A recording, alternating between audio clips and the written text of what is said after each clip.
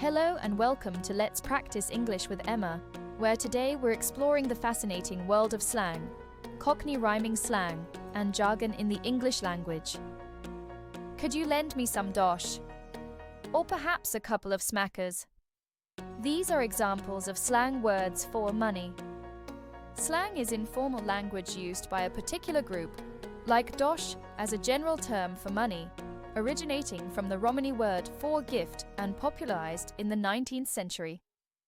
A smacker refers to a British pound or US dollar, a term that emerged in the 19th century, possibly from the sound of a kiss or a slap.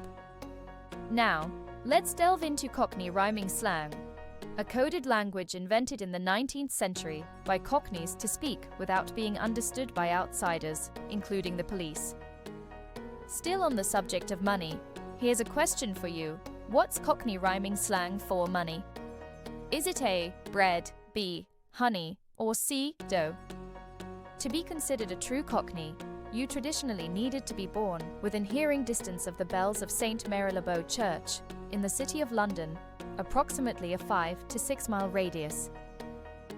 Cockney rhyming slang uses a rhyming phrase, but only the non-rhyming word is spoken. For example, Adam and Eve means believe, and pork pie means lie. Slang, as we've discussed, is colloquial or informal language, characteristic of specific social groups.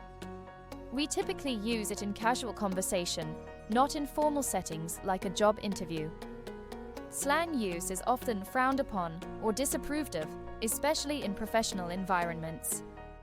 A 2019 BBC survey found 62% of Brits avoid slang at work. Jonathan Green, a lexicographer of slang, notes that slang's bad reputation stems from its earliest collections in the 1500s, which focused on criminal slang. These early records documented words used by criminals as a code, allowing them to communicate without being understood by authorities, and this negative association has lingered or been slow to disappear. However, in the last 40 to 50 years, slang has also become a tool for humor, creativity, and fostering group belonging, with definitions stressing different and inventive. We are particularly creative when talking about drinking. The slang word booze, meaning alcohol, comes from the 13th century Dutch word bussen, meaning to drink excessively. There are hundreds of slang expressions for being drunk, such as on the sauce, half-cut, hammered, squiffy, tipsy, wasted, and legless, reflecting Britain's rich pub culture. While these terms might not be strictly acceptable in formal contexts, they are often amusing and help people bond in social groups, as long as they aren't offensive. By contrast, swear words or profanity means rude language that offends or upsets people, like bloody from the 17th century by Our Lady. Now, let's turn our attention to jargon, another type of in-group language, which is specialized terminology tied to professions or fields.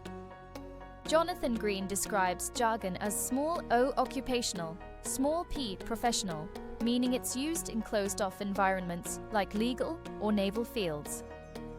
For example, futtock plates are curved iron plates in shipbuilding, a term from 18th century naval architecture during the Age of Sail, when Britain had over 1,000 warships. Jargon, originating from the Old French jargon meaning bird chatter, is designed for precision within a specific group, but is often hard for outsiders to understand. In modern contexts, tech jargon like algorithm or medical terms proliferates, with studies showing professionals use up to 80% jargon in peer discussions. Now, it's time for the answer to today's quiz question. What's Cockney rhyming slang for money? Was it A, bread, B, honey, or C, dough?